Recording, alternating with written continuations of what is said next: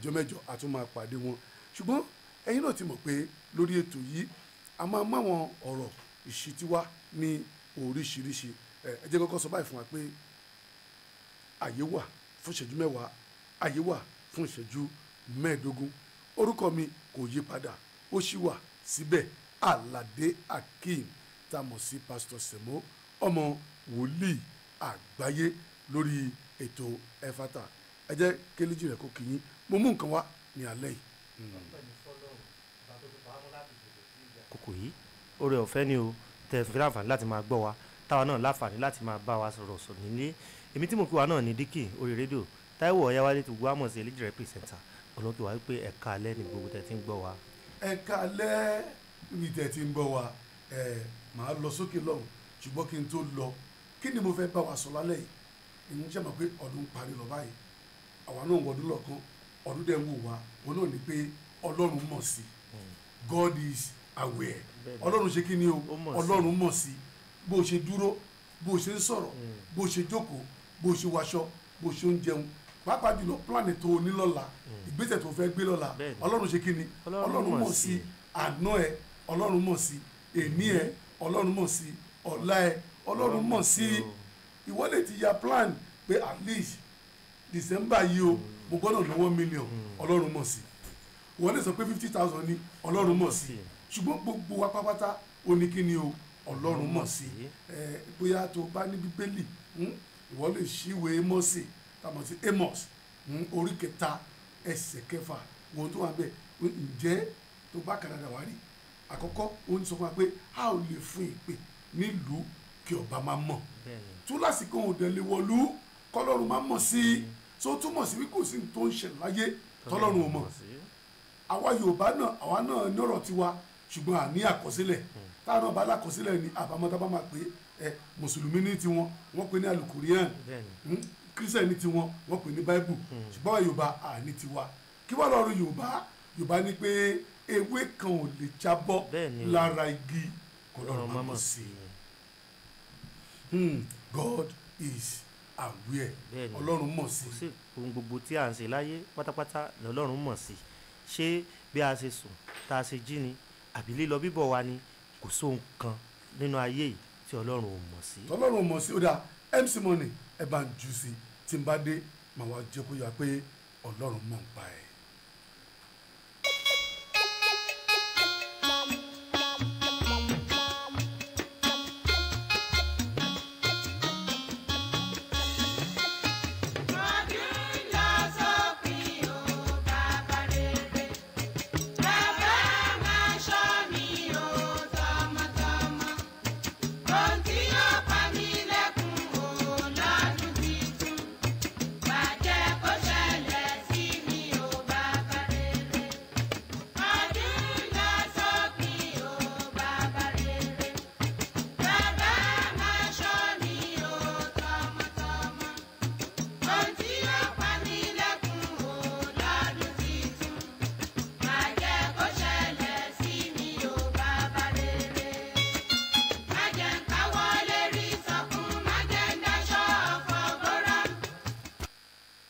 ṣe ń gbọ́ mi nílé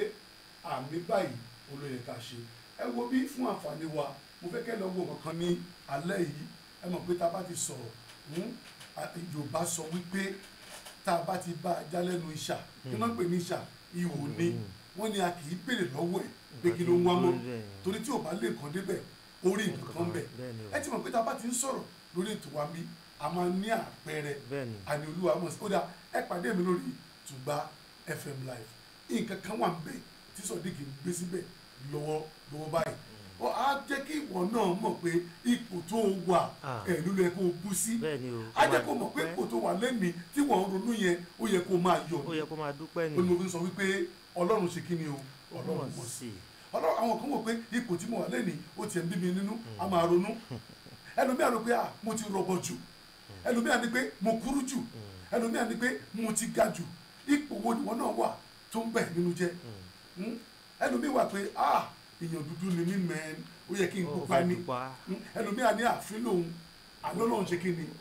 Ọlọ́run mọ̀ sí i láwùjọ bí tó wà ẹ ti ẹ̀ gbọ́ sà MC Money máa gbọ́ mi ọ̀rọ̀ tí mo ń sọ yìí ǹjẹ́ ìkòkò tó ń mọ ǹjọ́ lè bẹni tó ń mọ wíjọ́ bí kò sí. kò lè bá wíjọ́ ó túbọ̀ sí pé bí ọlọ́run ṣe dá wa God is Mr. No Challenge no challenge kò ni sẹ́ni gbọ́dọ̀ tó lè sọ fún ṣùgbọ́n ẹ wá gbọ́ o kò sí bọ́lọ́run ṣe dáyọ̀ sí tí ò láǹfààní sí bẹ́ẹ̀ ni kò sí bó ṣe eléjì rẹ̀ máa gbọ́ mi ó gbọ́dọ̀ sùn iṣẹ́ ọwọ́ ọlọ́run ni bẹ́ẹ̀ ni tó bá ka Exodus chapter 4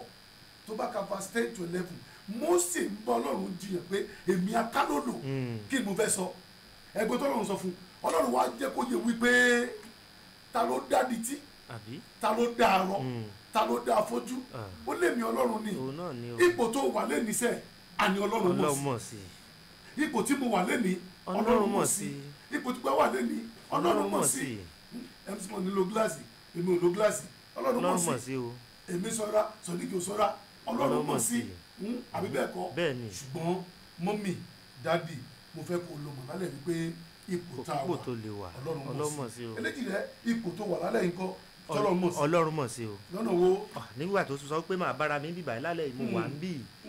bẹ́ẹ̀ sì ni ọ̀pọ̀lọpọ̀ gbà mo lè sọ pé mo fẹ́ bára mi bíbà tí mi ò ní lórí ọ̀fẹ́ àti débí tó jẹ́ pé mi ní wá tún sọ fún yín pé mi mà lórí ọ̀fẹ́ àti wà ń bì ni ṣùgbọ́n nígbà tó bá sọ pé òun mọ̀ sí ibikíbi tó bá ti bára ẹ máa dúpẹ́ lọ́wọ́ Ọlọ́run ni. mọ́mì máa dúpẹ́ sẹ́ ṣé bí mo sọ lọ́jọ́ kan lórí ètò tí mo sọ pé nípa kàlẹ́ndà tó bá wo kàlẹ́ndà rẹ má bínú ipò tó bá bá rẹ Ọlọ́run ṣe kí ni Ọlọ́run mọ̀ sí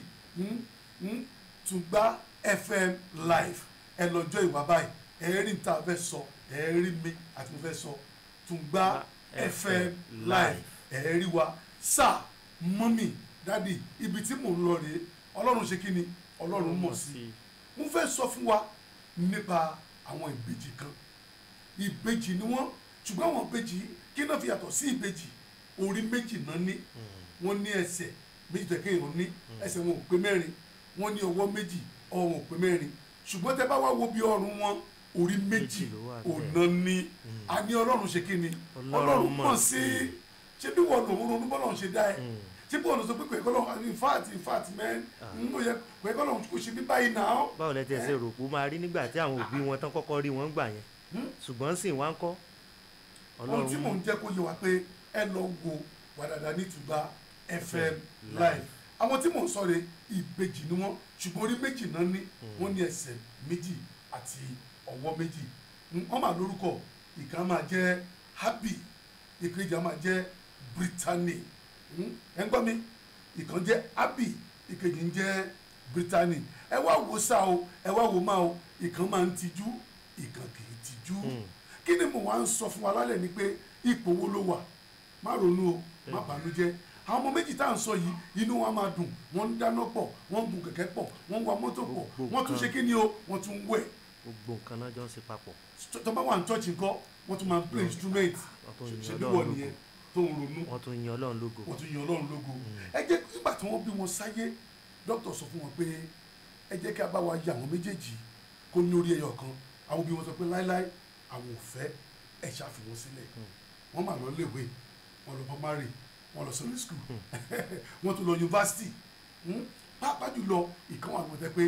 lecturer ni àní ẹ lọ rí wa lórí Tùngbá FM live ẹ ti rí báyìí Sodiq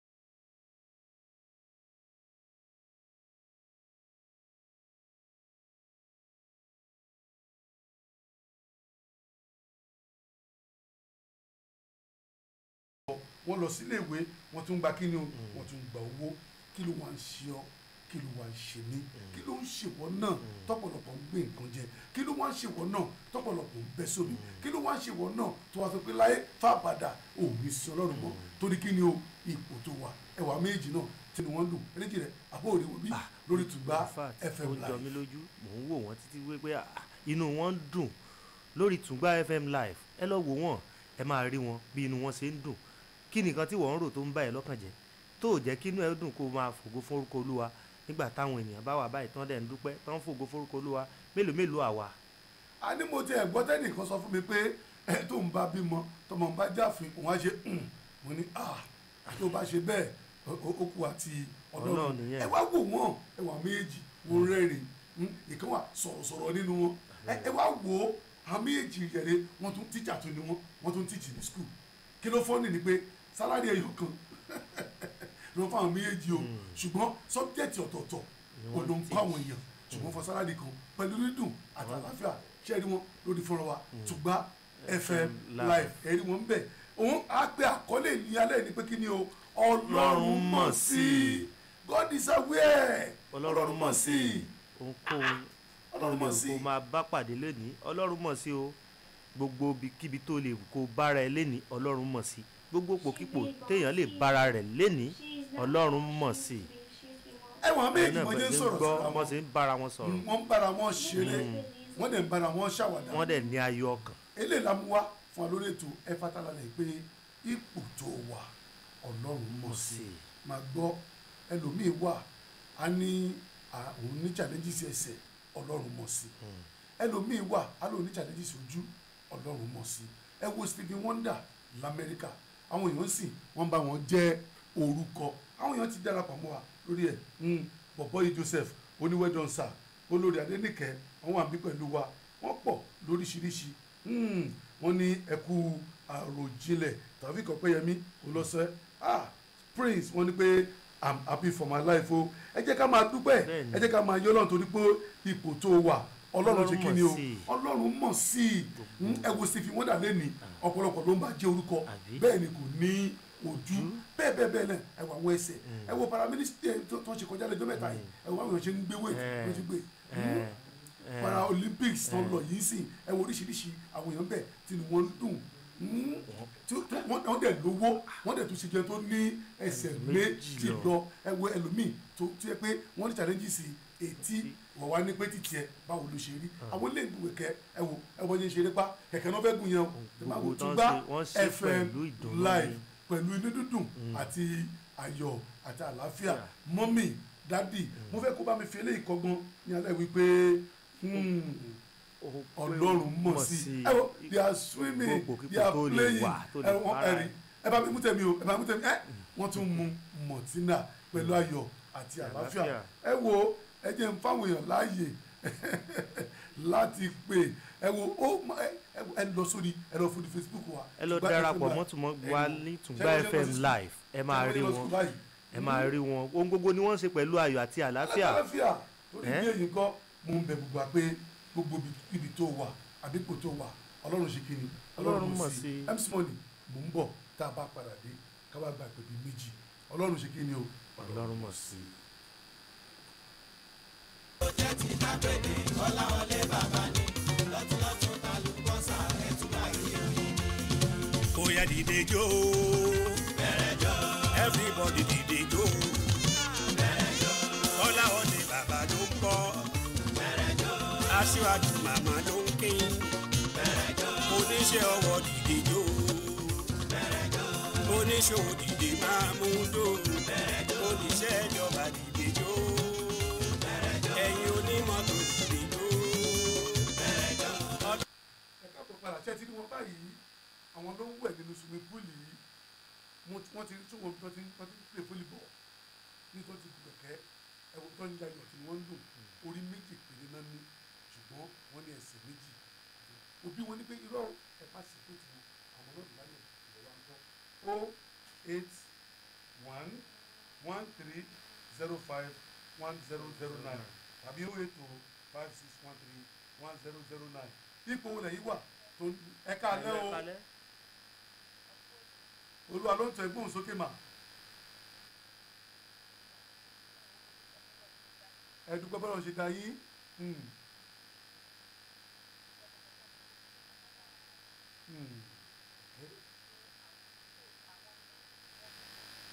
wọ́n fògo fọlọ́run tẹ bá wò wọ́n báyìí lórí Tùgbà FM live ẹni wọ́n play volleyball lọ́wọ́lọ́wọ́ báyìí wọ́n play hockey gbogbo tí wọ́n ṣe náà ṣe wọ́n tún drive ẹ ṣe àdúpẹ́ 08056131009 mọ́mí dáàdi ipò wo lẹ́yìn wà hello ẹ máa ká lórúkọ yín wọlé tí ń pè wá láti jẹun òkè sá ń gbọ́ yín sá láti bó sá bọ́lẹ̀ tí ń pè wá sá bọ́lẹ̀ tí ń pè wá sá ok Ìkìrun Àgùnbé Onílòǹbì ọmọ agbóró pété ní Ọ̀ṣun state ok sá o tún wọ́ndà sá tùǹgbẹ́lẹ̀ rí yẹn o bẹ́ẹ̀ ni àtọwọ́ méjì Tùgbà FM live ẹ rí wọn live sá ẹ rí wọn live bẹ́ẹ̀ ni sá olùwàkúṣe sá olùwàkúṣe sọ pé gbogbo kò tẹ́jà bá wà láyé Ọlọ́run mọ̀ sí tẹ bá dé òkè Amálà ẹ bá mi kí wọn lọ́hùn dáadé ẹ wò wọ́n drive báyìí ni tẹ bá wo Tùgbà FM live wọ́n drive báyìí ni ẹ lọ jẹ́ ìwọ̀n bẹ́ẹ̀ bẹ́ẹ̀ ni wọ́n drive mọ́tò sá kábíyèsí Olódùmarè ẹ ṣe láti Ìkìrun ẹ bá mi kí wọn lókè Amálà àtòkè Ọlọ́tí ẹ bá mi kí wọn bẹ́ẹ̀ ẹ ṣe àdúpẹ́ láti Ìkìrun Àgùnbé ẹ lọ́ọ́ ta ló wà ń bẹ̀ Ọlọ́run mọ̀ sí lágbó alálẹ̀ ẹ lọ́ọ́ yes sir àbí sá orúkọ yín Adékango láti Tàlúwo. báwo ni sẹ́yìn náà ń rí àwọn ìbejì yẹn báyẹn. lórí ọ̀rọ̀ tẹ̀lú wa yẹn yes sir ọ̀rọ̀ pé kẹ́yìn mọ́ máa rọra ẹ̀ kó tẹ́jà bá ti wà rẹ̀ láyé kó já o kó já o kò gbọdọ̀ ra wọn pé nítorí mo rí àwọn nǹkan tẹ́sán wa wọ́n ràn yín nínú ọ̀rọ̀ in fact ẹ wo àwọn èèyàn yẹn ẹ wò wọ́n Adékango tẹ bá wò báyìí wọ́n ń drive lọ́wọ́lọ́wọ́ báyìí wọ́n sún àwọn méjì báyìí orí méjì inú wọn dẹ̀ ń dùn wọn ò dẹ̀ banújẹ́ wọn ò para wọn Adékango ká máa dúpẹ́ ẹ ṣe àdúpẹ́ God bless you 08056131009 081 àwọn méjì ni wọ́n inú wọn ń dùn wọ́n play volleyball wọ́n play hockey kò sí kan tí wọ́n play tán hello ẹ mọ̀ pé ètò Olúwa ló ń to orúkọ yín sà ọpọlọ ní òníjọba àmì sà Adéwálé Ògbórawọ̀ látòkìjọ bàbá wa hallelujah o hallelujah méje bàbá mi ẹkú sí ọpọlọ ẹ sà ẹkú ètò tẹ mú wá lánàá yìí ọba oníléwé ọkọ àlejò lọ́gbọ́n ni nítorí pé ọ̀pọ̀lọpọ̀ máa ń ronú máa ń gbé ayé ìtura bàbá mi ọ̀rọ̀ ayé tá a lè wà yìí ó dàbí ẹyẹ kan tí wọ́n ń pè ní ikú àṣà àti ọ̀pọ̀lọ́ ni ó gbé láti ọ̀nà fọwọ́kàn bẹ́ẹ̀ yẹn kí àṣà gbéra kó lóun lọ sí Kétu kí ọ̀pọ̀lọ́ gbéra kó lóun lọ sí Kétu ta lọ́kọ́kọ́ máa débẹ̀. àṣà ni àṣà yẹn ní ayé àwọn èèyàn ní ọ̀pọ̀lọ́ tá a wá ń gbé ayé lọ a lè bá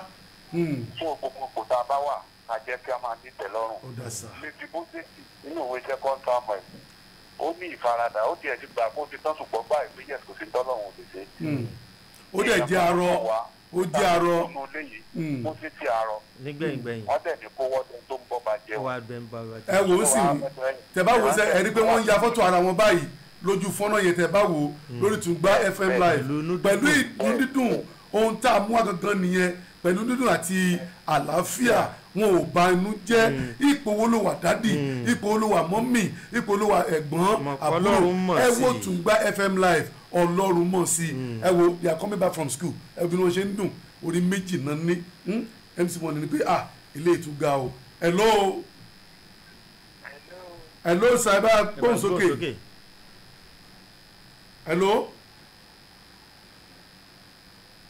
Adékúnlẹ̀ kálí o. ìjà òkè ṣe ẹ wo Tùgbà FM live ẹ ráwọn méjì tí a ń sọ yìí orí méjì náà ní. mi jẹ́ mi fún ńlá. ẹ̀sìn sọ yìí. ok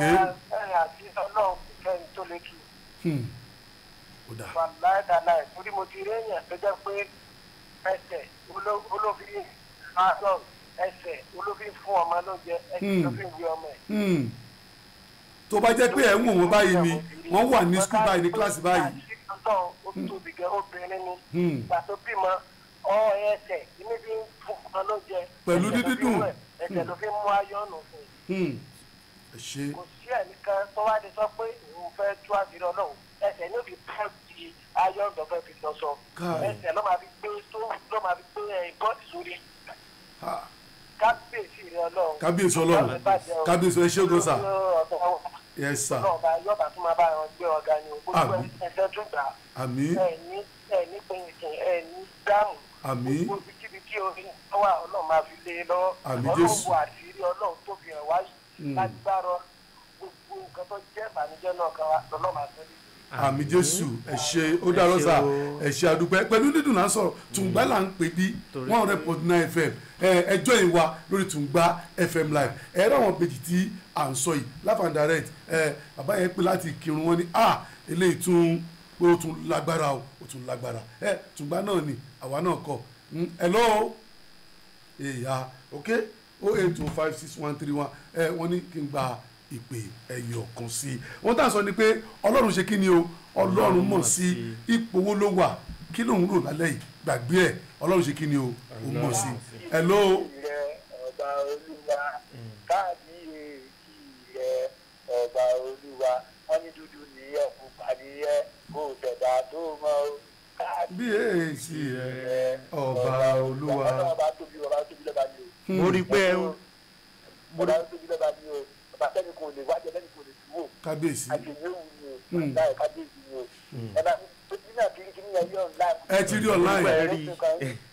rí dáadáa wọ́n lọ fún wọn tó gbẹ wọ́n ṣeré. wọ́n ń drive gan lọ́wọ́ báyìí ni. ọba tó tóbi ni ọba tó tóbi yóò láti wé